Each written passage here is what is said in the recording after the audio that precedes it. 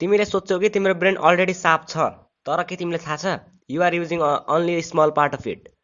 आज तिमीलाई मैले 7 क्रेजी एक्सर्साइज देखाउँछु जसले चाहिँ तिमीलाई आफ्नो ब्रेन चाहिँ स्मार्टर, फास्टर र फोकस बनाउन एकदम सजिलो हेल्प गर्छ। एक्सर्साइज 1 चाइल्डहुड टेबल, जसमा चाहिँ तिमीले विथिन 30 सेकेन्ड 1 देखि 25 लेखेको टेबललाई एसेन्डिङ अर्डरमा खोज्न पर्ने हुन्छ। अल इज नथिङ कि तिमीले केही गाह्रो चाहिँ छैन त्यसमा होइन। अब 30 सेकेन्डको मैले टाइमर लाउँछु स्क्रिनमा अनि त्यो टेबलको फोटो राखिदिन्छु। अब तिमीले त्यो 13 सेकेन्डभित्र खोजेर भेटाउनु पर्यो ल।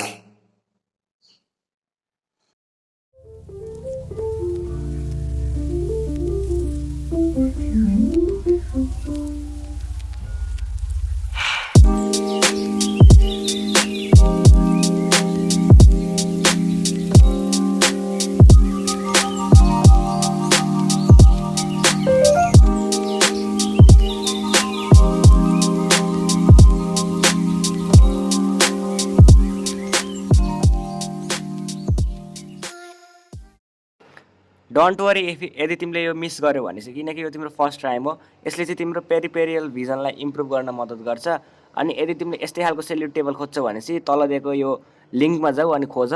नाउ नेक्स्ट एक्सर्साइज नम्बर 2 छ मल्टिकलर टेक्स्ट। अब हेर्छौ तिमीले कति कन्फ्युज हुन्छौ भनेर। तिमीले हेर्छौ वर्ड जसलाई चाहिँ कलरले लेखेको हुन्छ, तर तिम्रो काम के हो भन्दाखेरि वर्ड पढ्ने होइन कि कलर बोल्ने हो। रेड छ नि तिमीले ब्लू भन्ने हो के। ओके स्टार्ट गरौँ है त ल। 3 2 1 go.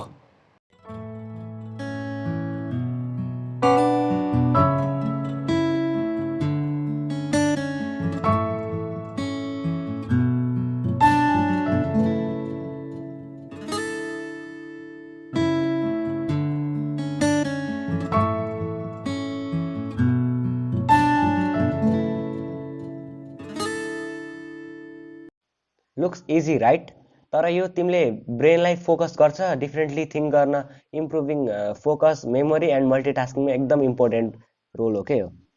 Exercise number 3 blind folded task. तिमीले यस्तो काम गर्न सक्छौ, चिटिङ गर्ने होइन है, फेरि आँखा बन्द गरेर गर्न सक्ने।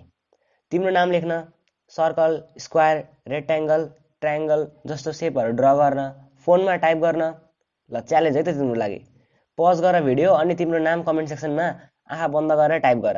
यो एक्टिभिटीले तिम्रो पोजिसनल मेमोरी र ब्रेन बडी कोअर्डिनेसन बुस्ट गर्छ के। Exercise number 4 hand coordination. अब लेट्स टेस्ट तिम्रो ह्यान्ड कोअर्डिनेसन कतिको राम्रो छ। राइट ह्यान्डबाट तिमीले पिस भन्ने साइन बनाऊ के, जसलाई हामीले क्यामेराको चिजवाला साइन पनि भन्छौँ। अनि लेफ्ट ह्यान्डबाट तिमीले ओके साइन बनाऊ। अब स्विच गर। Try this 5 times within 10 second. ल लेट्स स्टार्ट है त। Ready 3 2 1 go.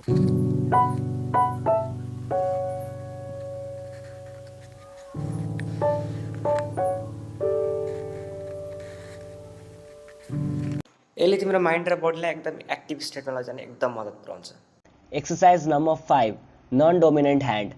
अब यसलाई तिमीले नर्मली यस्तो बुझ्न सक्छौ, यदि तिमी राइटी हो भने लेफ्टीले काम गर्ने, अनि यदि तिमी लेफ्टी हो भने चाहिँ राइटीले काम गर्ने। यसले तिमीलाई जे पनि काम गर्न मिल्छ, ब्रुस गर्न, लेख्न, खान, मोबाइल युज गर्न। यसले तिम्रो ब्रेनमा नयाँ न्युरल पाथवे बनाउँछ, बुस्ट गर्छ, क्रिएटिभ अनि फोकस बन्न एकदम हेल्प गर्छ। ल तिमीलाई एउटा सानो च्यालेन्ज दिन्छु, यो भिडियोलाई आफ्नो नन डोमिनेन्ट ह्यान्डले लाइक गरेर देखाउ ल।